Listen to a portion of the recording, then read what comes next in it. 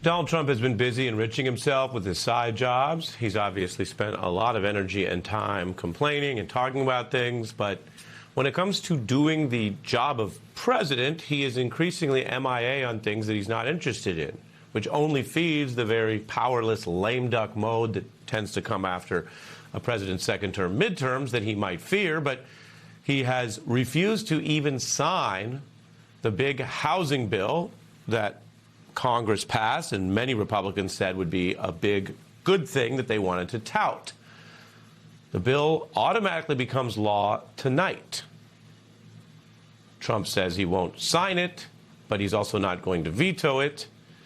If you can think of a more passive way to be president, I'm all ears. But just letting it become law is so odd and so sort of petulant, given that he also poured a lot of cold water on the Republican bill, but doesn't appear to think that there's something wrong with it enough to justify vetoing it. It's been a decade since the president did this move, where you wouldn't sign or veto a bill. And there's a lot of effort inside the bill to lower costs, something that Republicans want to run on and that many Democrats joined in this policy. So Republicans say this is good for families, even if their president doesn't think it's good enough to sign.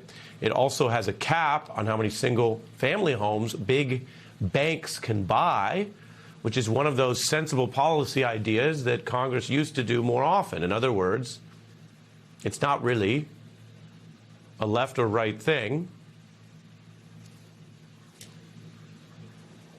It's not a left or right thing to regulate whether the home market should be tailored towards people who live in homes, people, single people, families, etc., or big business that wants to make money off that market.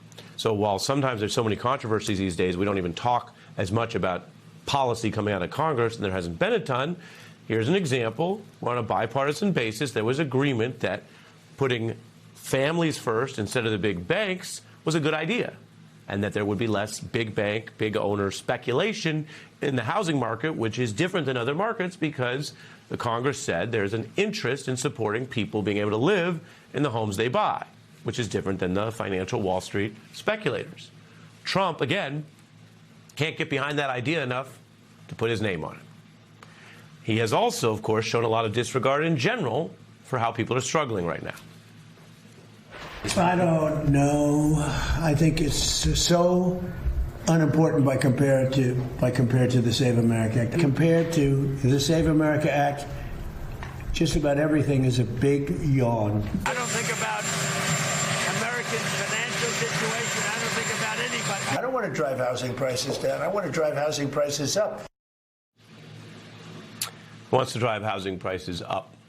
There's a funny thing about Donald Trump, and we've all lived with him plenty of time now. He has that voluble, kind of cartoonish way. Maureen Dowd famously called him more of a tune than a person. He was a celebrity.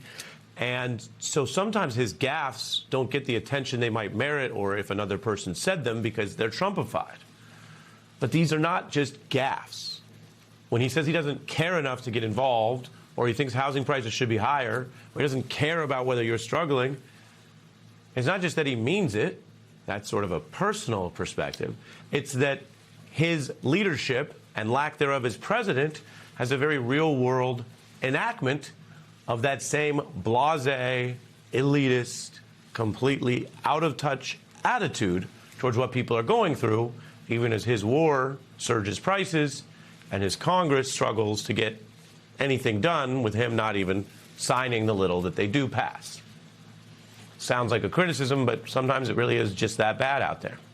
I want to bring in New York Times columnist and MS Now political analyst Michelle Goldberg, who recently lit up the internet with her observation that Donald Trump would be happier as a first lady based on his design impulses and small, petty sort of obsessions with decorating, no insult to other first ladies.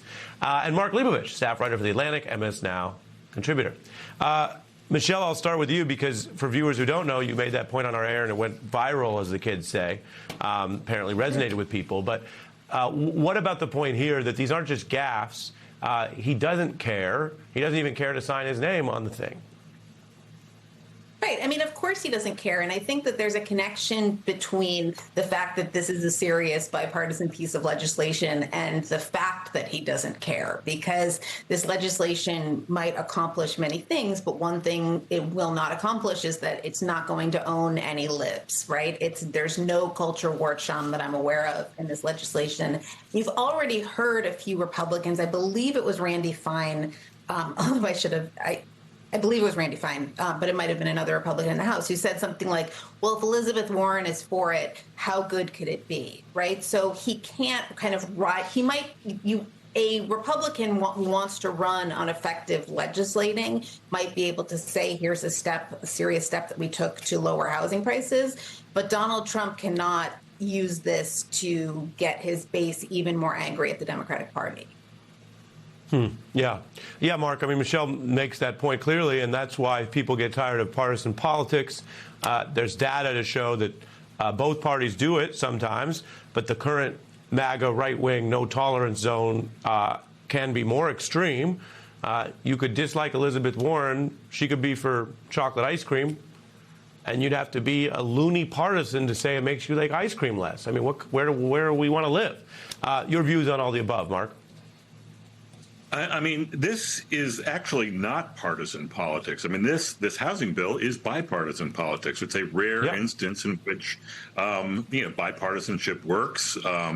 Congress works. I mean, this is by many accounts, a very solid piece of legislation. And it's not like President Trump is doing anything to knock this down on the merits of the bill or the legislation or even the issue. I mean, I guess he wants to raise housing costs. We heard that. But I mean, this is just petulance, and it's not going to work. I mean, obviously, he hasn't moved the needle with any voters or any senators on the Save America Act to this point.